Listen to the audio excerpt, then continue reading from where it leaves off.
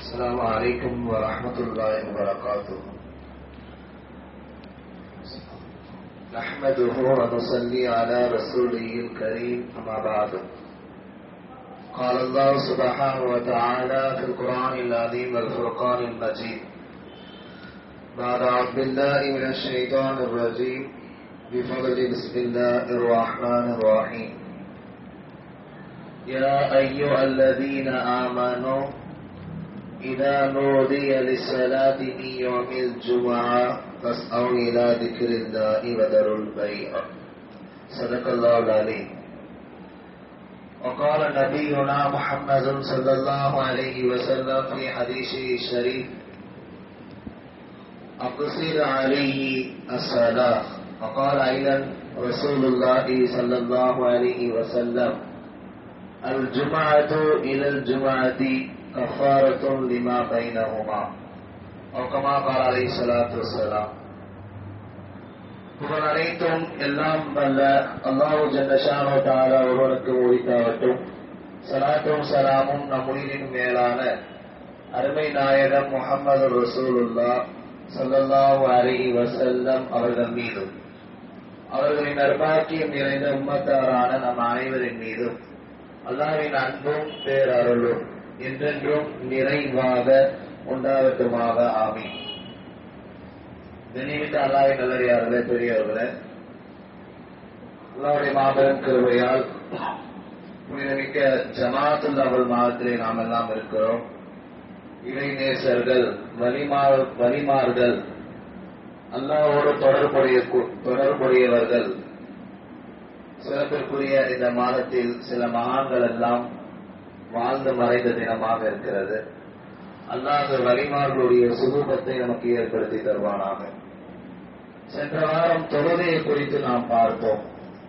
தொழுகையிலே நாம் எப்படி உள்ள அச்சத்தோடு தொழ வேண்டும், அதனுடைய பருளுகள், சுன்னத்துக்கள், வாஜிபுகள், இது குறித்தெல்லாம் பார்த்தோம். தொழு வருவதற்கு முன்னாடி வெளியே என்னென்னலாம் நம்ம செய்யணும், வெளி பருளுகள் என்ன, எப்படி சுத்தமா இருக்கணும், எப்படி ஒழு செய்யணும் என்பது குறித்தெல்லாம் ஒரு 5 விஷயங்கள், தொழுகையில எப்படி ஓர்மையை ஏற்படுத்துவதற்கு என்னென்ன வழிகள் என்பது குறித்தெல்லாம் பார்த்தோம். எந்த முஃமின் வெற்றியாளராக ஆக முடியும் என்பது குறித்தெல்லாம் அல்லாஹ் திருமறையிலே 10 பட்டியலை சொன்னதெல்லாம் பார்த்தோம். இந்த வாரமும் தொழுகையினுடைய உள்பருளுகள், ஷாஃபி மذஹபை பொறுத்தவரையில் 19 உள்பருளுகள் இருக்கு. தக்பீர் கட்டியதிலிருந்து, அல்லாஹு அக்பர் தக்பீர் கட்டியதிலிருந்து வஜ்ஜஹத் ஓத வேண்டும், பிஸ்மில்லா சொல்லி சூரத்துல் ஃபாத்திஹாவை ஓத வேண்டும், நிலையாக நிற்க வேண்டும், கிராஅத் ஓத வேண்டும், துணை சூறாக்கள் ஓத வேண்டும். தொழுகையில் நிற்கிற பொழுது பார்வை சஜிதாவை நோக்கி இருக்க வேண்டும். ருக்கூவிலே பாதத்தை நோக்கி, காலினுடைய மேல் பரப்பை நோக்கி 2 கட்டவர்களை நோக்கி இருக்க வேண்டும். ருக்கூவில் கொஞ்சம் தாமதப்படுத்த வேண்டும். அந்த தஸ்பீஹ் சுப்ஹான ரப்பியல் அலீம் வ பிஹம்திஹி ஓதியது பின்னால் கொஞ்ச நேரம் நிம்மதி பெற வேண்டும். அதற்கு பின்னால் சமி அல்லாஹு லிமன் ஹமீதா என்று சொன்ன பின்னால் ரப்பனா லக்கல் ஹம்து ஹம்தன் கஸீரன் தய்யிபன், அந்த துஆவிற்கு பின்னால் கொஞ்சம் நிலை நிற்க வேண்டும். எல்லாத்தையும் தாமதப்படுத்த வேண்டும் என்பதாக சொன்னார். முதல் செய்தி என்னன்னா, தொழுகைக்கான நியத். லுஹருடைய ஃபர்தான 4 ரக்காயத்தை கிப்லாவை முன்னோக்கி அல்லாஹ்வுக்காக தொழுகிறேன். உரு செய்வதா இருந்தாலும் இந்த தொழுகைக்காக நான் நியத் செய்கிறேன், உரு செய்கிறேன். நியத்து முதல்ல சொல்றாங்க. வரிசைகரமாக செய்ய சொல்றாங்க.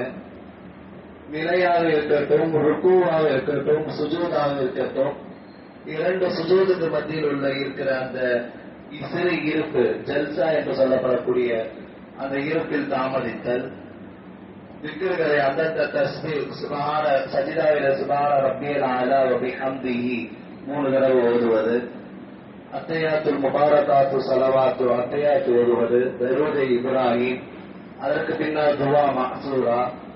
இப்படி 19 விஷயங்கள் தொழுகை ஆரம்பத்திலிருந்து உள்பருள் முடிக்கிற வரைக்கும் நிம்மதியா, நிதானமா, குஷு குழுவோடு பயத்தோடு பணிவோடு அல்லாஹ் நம்மை பார்த்து கொண்டிருக்கிறான் என்கிற உள் உணர்வோடும் உள்ளச்சத்தோடும் தொழுகிற பொழுது நம்முடைய தொழுகை முழுமையாக ஏற்றுக்கொள்ளப்படும்.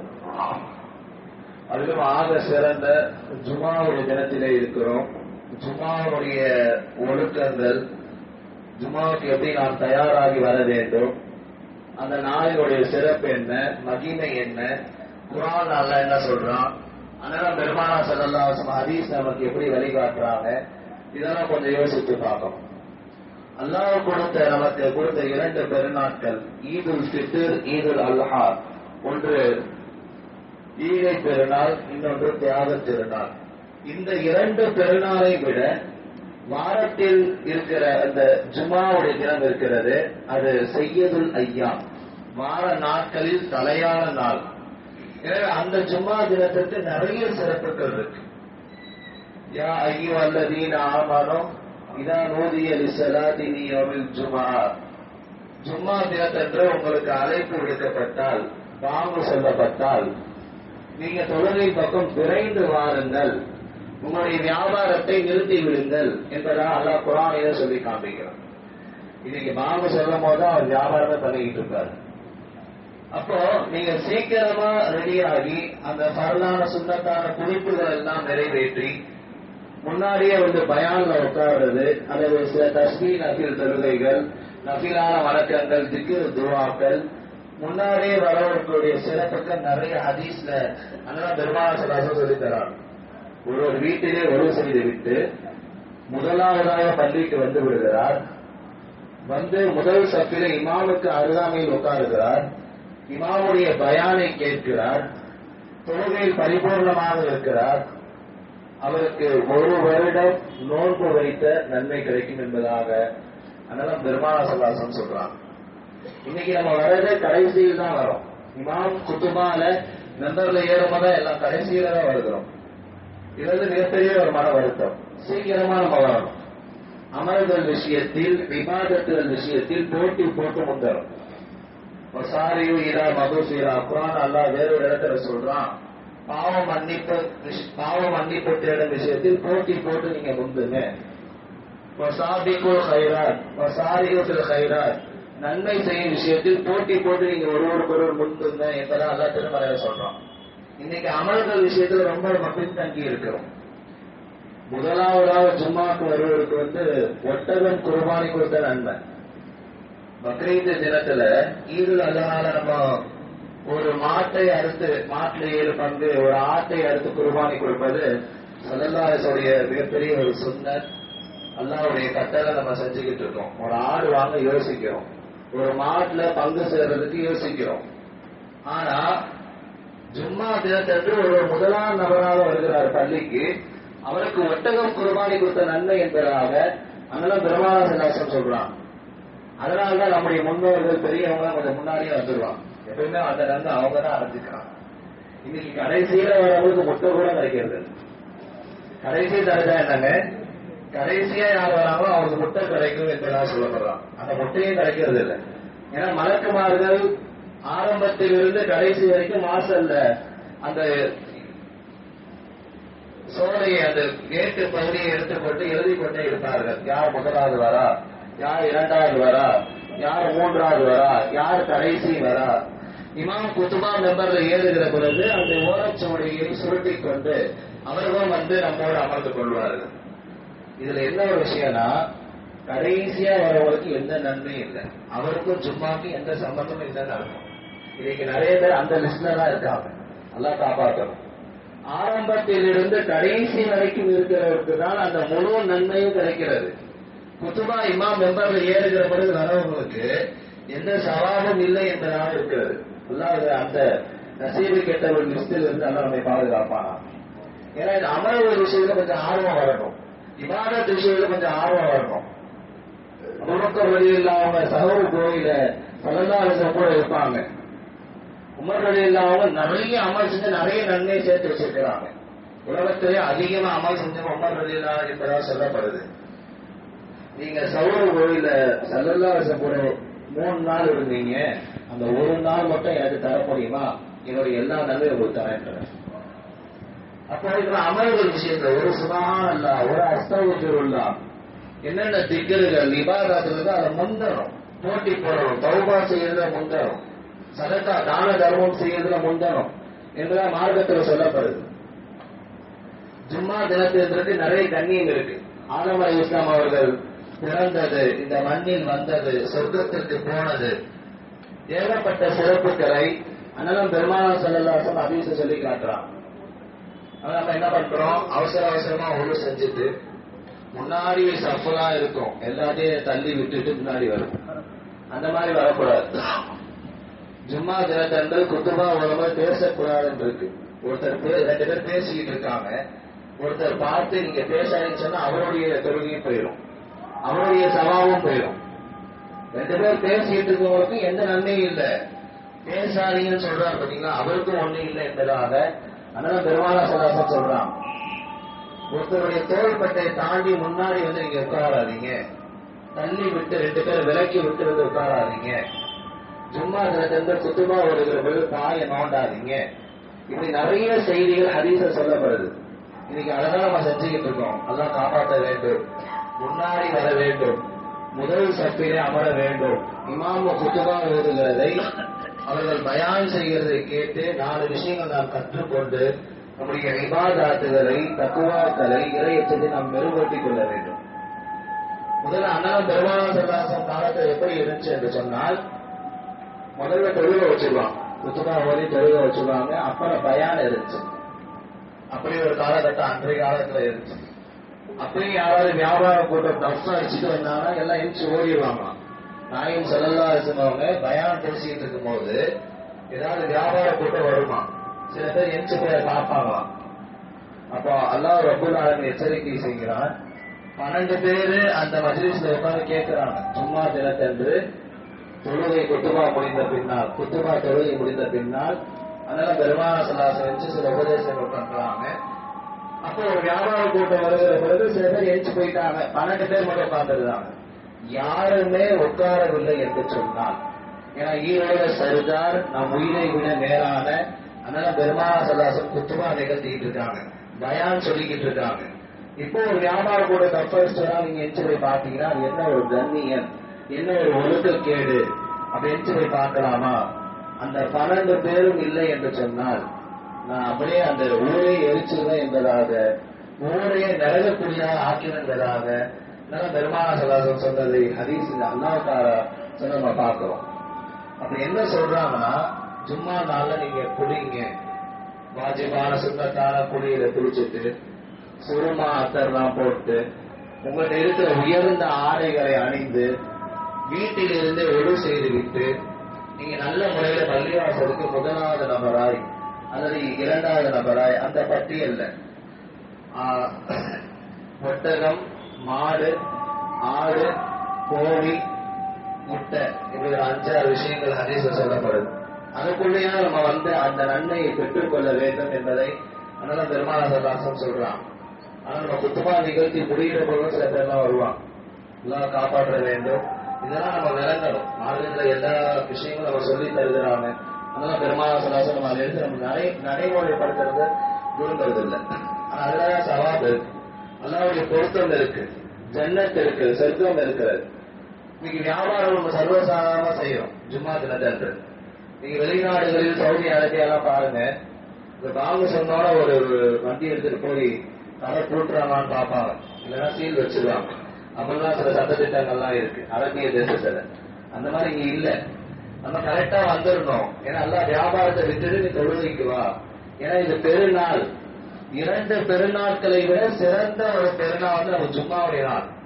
ஏன்னா அதுல எல்லா சிறப்பும் இருக்கிறது என்பது, ஆதம் அலைஹிஸ்ஸலாம் அவங்க பிறந்ததுல இருந்து இந்த உலகம் படைக்கப்பட்டது, வானம் பூமி படைக்கப்பட்டது, ஆதம் அலைஹிஸ்ஸலாம் சொர்க்கத்துக்கு அனுப்பப்பட்டது, திரும்பவும் பூமிக்கு அனுப்பப்பட்டது, நிறைய செய்திகளை உலகம் அழியக்கூடிய கியாமத்தால் இந்த ஜும்மாவுடைய தினத்தில் தான் நடக்கும், சூரியன் மேற்குல ஒலிக்கும், எவ்வளவு செய்திகள் ஜும்மாவுடைய தினத்துல சொல்லப்படுதுன்னா இவ்வளவு ஹதீஸ்களை அல்லாஹ் பெருமாள் சொல்றான். எனவே நீங்க முந்தி வாங்க, யாரையும் தள்ளி விடாதீங்க, சஃபல இடையில போடாதீங்க, முதல் சஃபல உட்காருங்க, குத்துபாவை கேளுங்க, பயான கேளுங்க நிம்மதியா தொழுவுங்க, ராகத்தா, கரபட கரகரம் விட்டு தொழுவாம நிம்மதியா ராகத்தா அவருடைய ஒழுக்கங்களை சஃபரை சரியா நிற்கும். உமரில் அவங்க வாள் எடுத்துட்டு வருவாங்க. சஃபரை கரெக்டா நிக்கிறாங்களா, வாளை வச்சு சரி செய்வாங்க. கரெக்டா நின்று தொழுகையில நம்ம நிக்கும் பொழுது பார்வை சஜிதால இருக்கும். ருக்குல கால்ல இந்த காலுடைய மேல் பகுதியில கட்டவரல இருக்கும். சஜிதால மூக்குடைய நுனியில பார்க்கணும். அத்தையாத்துல மடியில பார்க்கணும். சலாம் கொடுக்கும் போது தோள்பட்டையை பார்க்கணும். இந்த மாதிரி நிறைய விஷயங்கள், தொழுகையுடைய ஓர்மை விஷயங்கள், தொழுகையுடைய சட்டத்திட்டங்கள், அதனுடைய பரவல் சுண்ணத்துக்கள், வாஜிபுகள், இதெல்லாம் முறையா பேணி தொழுகிற போதுதான் அது ஒட்டுமொத்த சவாபை தர முடியும். அதனால பெருமாசனம் அதுதான் சொல்லி காட்டுறான். அப்ப இதெல்லாம் நம்ம வாழ்க்கையில கொண்டு வரணும். வெறுமனா கேட்டோம், இந்த காலை வாங்கி அந்த காலையில விடுறது இல்லை. ஏன்னா மிகப்பெரிய ஒரு பெருநாட்டில் நம்ம இருக்கோம். அதான் ரொம்ப சந்தோஷப்படுறோம். 2 பெருநாட்களை விட சிறந்தது இந்த ஜும்மாவுடைய நாள் சொல்லப்படுது. ஸல்லல்லாஹு அலைஹி வஸல்லம் அதிகம் ஸலவாத்தை இந்த நாட்கள் ஓத சொல்றான். சதக்கா தான தர்மங்களை செய்ய சொல்றான். உறவினர்கள் பேணி வாழ சொல்றான். ஒருவருக்குள்ள சந்திக்கிறீங்களா சலாம் சொல்லுங்க, முசாபா பண்ணுங்க. இந்த குறித்தெல்லாம் நிறைய சட்டம். இதுல துவாக்கள் ஒப்புக்கொள்ளப்படுற ஒரு நேரம் இருக்கு. சில சஹாபாக்கெல்லாம் கேட்டான், இந்த ஜும்மாவுடைய தினத்துல ஆக முக்கியமான விஷயம் அதுதான். அந்த துவா ஒப்புக்கொள்ளப்படுற நேரம் எது யார சொல்லலாம் என்று சஹாபாக்கள் கேட்கிற பொழுது, வியாழக்கிழமை மகரீப்ல இருந்து வெள்ளிக்கிழமை மகரீப் கூட நீங்க துவா செஞ்சுக்கோங்க, கபூல் ஆகும் என்பதா சொன்னாங்க. அந்த குறிப்பிட்ட அந்த நேரம் மட்டும் சொல்லுங்களேன் அப்படின்றான். ஏன்னா நம்ம ஆளுங்களுக்கு அதை சொல்லிட்டா கரெக்டா அதை மட்டும் செஞ்சுட்டு போயிடுவாரு. அந்த நேரத்துல மட்டும் துவா செஞ்சுட்டு விட்டுருவாரு. ஆனா நாயம் சொல்லாசமா எல்லா நேரமும் துவா செஞ்சா கபூலாகப்பா, தொழுதுட்டு கேளு, ஒழு செஞ்சுட்டு கேளு, நல்ல இஸ்லாசார பண்றத தொழுது கேளு அப்படின்னா. இல்லையா சொல்லலாம், குறிப்பிட்ட அந்த நேரம் மட்டும் கிடைச்சா நல்லா இருக்குங்க. அப்புறம் ஜும்மாவுடைய ஆரம்பத்திலிருந்து கடைசி வரைக்கும் தான். ஆரம்பத்துல வந்துடுறோம், கடைசியா போகணும். அப்ப முழுமையா நீ அதுல எந்த நேரம் துவா செஞ்சாலும் கபூலா இருப்பாங்க. இல்ல முடியாது, ஒரு இவரு மசூத் ரலியல்லாஹு பக்கத்துல போய் ஆர்வத்தோட கேட்கிறாரு. அந்த ஒரு செகண்ட், அந்த நேரம் எது சைலண்டா கேட்கிறாரு. அப்ப அதனால பெருமாள் சல்லாசம் ஒரு ஆர்வமா கேட்கறதுனால சொல்றாங்க. அதையே நம்ம சாக்கா பயன்படுத்த கூடாது. இமாம் ஒரு குத்துபா ஓடி கொஞ்ச நேரம் கேப்ல உட்காருவாங்க, 2வது குத்துபாவுக்கு எந்திப்பாங்க. அந்த இடைப்பட்ட அந்த நேரம் நீங்கள் கேட்கிற துவா கண்டிப்பாக கபூலாகுங்கிறதாக அதனால பெருமாள் சல்லாசம் சொன்னான். இந்த மாதிரி சஹாபாக்கள் ஆர்வமா இருந்தாங்க. அப்ப ஜும்மா தினமே நமக்கு பெருநாள், சந்தோஷமான தினம், அன்பை பாசத்தை பரிமாறிக்கொள்ளக்கூடிய தினம். நம்முடைய தொழுகைகள் ஓர்மையாக தக்குவாவோடு இருக்க வேண்டும். அதனுடைய சட்டத்திட்டங்களை பேணி முறையாக இருக்க வேண்டும். சஃப்புகளில் சரியாக நிற்க வேண்டும். கவனத்தோடு நிம்மதியாக தொழுவ வேண்டும். உட்காருகிற பொழுது அணியணியாக உட்கார்ந்து கொள்ள வேண்டும். பிறரை தள்ளிவிட்டு, தோள்பட்டை தள்ளிவிட்டு முன்னாடி வந்து உட்காரக்கூடாது. குத்துமா நடக்குகிற பொழுது பேசக்கூடாது. செய்கினை செய்யக்கூடாது. பாயில கல்லைய நோண்டக்கூடாது. இப்படி நிறைய சட்டத்திட்டங்கள். அப்படி அவர் செஞ்சார்னா அவர் தொழுகையே முடிஞ்சிடும். அந்த சவாப், ஏன்னா லோகர் தொழுகை 4 ரக்காயத்து. அப்ப குத்துபா இங்க 2 ரக்காயத்துக்கு தகுதி ஆகுது. 2 ரக்காய் தொழுக, 2 ரக்காய் குத்துபா. தொழுகையில் நம்ம பேசுவோமா, பேசினா தொழுகை முடிஞ்சிடும். அதனாலதான் குத்துபால நீங்க யாரும் பேசாதீங்க. நீங்க குர்ஆனுடைய வசனங்கள் வாசிக்கப்படுது, ஹதீஸ் வாசிக்கப்படுது, செவி தாழ்த்தி கேளுங்கள், உங்களுக்கு ரஹ்மத் செய்யப்படுகின்றதாக எல்லாம் குர்ஆன்ல சொல்றோம். எனவே அடிப்படையில இதனுடைய சிறப்புக்கெல்லாம் நம்ம தெரிஞ்சு, பரலு சுன்னத்துக்கள் வாஜிபுகள்லாம் தெரிஞ்சு நம்ம அமல் செய்கிற பொழுது தொழுகையினுடைய முழு சவாபை பெற்ற நன்மக்களாக அல்லாஹ் நம்மை ஆக்குவானாக, ஊர்மையை தருவானாக, அவனுடைய தக்குவா இறையச்சத்தை தருவானாக, பயத்தோடு நிதானத்தோடு நிம்மதியாக அதனுடைய அர்த்தங்களையோ அதனுடைய லெஃபல் வார்த்தைகளை கவனிச்சு சிறந்த முறையில் தொழுவதற்கு அல்லாஹ் தௌஃபீக் செய்வானாக. இந்த ஜும்மாவுடைய தினத்துல நபிமார்கள் எல்லாம் சொர்க்கத்துல ஒன்று கூடுவாங்க. வெள்ளிக்கிழமை நிறைய சஹாபாக்கள், நிறைய நபிமார்கள், இந்த நபி எனக்கு பிடிக்கும், அந்த நபி எனக்கு பிடிக்கும், சஹாபாக்கள்லாம் பார்க்கணும். எல்லா சஹாபாக்கள் ஒன்று கூடுறனால இந்த ஜும்மாவுடைய தினத்துல தான். ஜும்மாவுடைய தினத்துல கடை விதிகள்லாம் போடுறது. சொர்க்கத்துல நிறைய சிறப்பு இருக்கு. அப்ப அந்த சொர்க்கம் நமக்கு கிடைக்கணும்னா நம்ம உலகத்துல சிறந்த முறையில் அமல் செய்யணும். அல்ல ரஹ்மான் எதை கேட்டோமோ, எதை நாம் செவியுற்றோமோ அதை வருங்காலங்களில் பேணி முறையாக அமல் செய்யக்கூடிய நல்ல ஒரு தௌஃபீக்கை நம் அனைவருக்கும் தந்தருவானாக. இதே போன்றும் சொர்க்கத்திலும் ஒன்று சேரக்கூடிய தௌஃபீக்கை தருவானாக. ஆமீன். வாஹிர் தஅவானா அல்ஹம்துலில்லாஹி ரப்பில் ஆலமீன். கண்ணியமிக்க அல்லாஹ்வின் நல்லடியார்களே, பெரியவர்களே, மூத்த உலமா திருச்சி லால்குடியிலிருந்து தீனுடைய பணி, தீனுடைய சேவை, மதரசா இப்படி நிறைய பணிகளை செய்த மூத்த உலமா ஹஸரத் அவர்கள் நம்மிடம் நம்முடைய மஹல்லாவை நாடி, ஜமாத்தை நாடி ஒரு தகாசா, ஒரு தேவைக்காக வந்திருக்கிறார்கள். தாராளமாக கண்ணியப்படுத்தி அல்லாஹ் ரசூலுக்காக உதவி செய்யுமாறு நிர்வாகத்தின் சார்பாக பணியாற்றுடன் கேட்டுக்கொள்கிறேன். அதே போன்று 10th படிக்கக்கூடிய பிள்ளைகள் அவர்களுக்காக ஒரு எக்ஸாம் மாதிரி வைத்து ஸ்காலர்ஷிப் கொடுக்குறாங்க. நோட்டீஸ் வந்திருக்கிறது. 10th பிள்ளைகளுக்கு ஒரு எக்ஸாம் இந்த மாசம் 30ஆம் தேதி வச்சிருக்கிறாங்க, நவம்பர் 30. அந்த பிள்ளைங்களுடைய படிப்பு முன்னேற்றத்திற்காக வேண்டி, எல்லாம் கஷ்டப்படுற பிள்ளைங்களுக்காக வேண்டி ஸ்காலர்ஷிப், அந்த எக்ஸாம்ல பாஸ் ஆகிறவங்களுக்கு ஸ்காலர்ஷிப் கொடுப்பதற்காக நோட்டீஸ் வந்திருக்கிறது. இதிலும் தாராளமாக பயன்பெறுமாறு அன்போடு கேட்டுக்கொள்கிறோம். வெளியே ஒரு பெண்மணி தங்களுடைய பிள்ளையுடைய நிக்கா குமர் காரியத்துக்காக வேண்டி வந்திருக்கிறார்கள். எத்தனையோ ஆடம்பர நிக்காவுக்கு மத்தியில் இது போன்ற ஏழை குமர்களை நாம் கரையேற்றி விடுவது மிக சிறந்ததாக, பரக்கத் நிறைந்ததாக இருக்கிறது. அதற்கும் தாராளமாக உதவி செய்யுமாறு அன்போடு கேட்டுக்கொள்கிறோம். நம்முடைய மக்கள் மதரசா சிறந்த முறையில் நடைபெற்று வருகிறது. பிள்ளைகள் ரொம்ப குறைவா இருக்காங்க. 40-50 பிள்ளைங்க அட்னன்ஸ்ல இருக்கு. வரக்கூடிய பிள்ளைங்க 28 பேர் தான். எனவே பெற்றோர்கள் கொஞ்சம் கவனம் செலுத்தி உங்களுடைய பிள்ளைகளை மதரசாவுக்கு அனுப்பி தருமாறு நிர்வாகத்தின் சார்பாக கேட்டுக்கொள்கிறோம். பெரியவர்களுக்கும் இஷாவுக்கு பின்னாடி இருக்கிறது, வாலிபர்களுக்கும் இருக்கிறது. தொடர்ந்து அனுப்பிய மார்க்க கல்வியை பயன்பெற்று சீரும் சிறப்பாக வாழ்வதற்கு அல்லாஹ் உதவி செய்வானாக. ஆமீன். அஸ்ஸலாமு அலைக்கும்.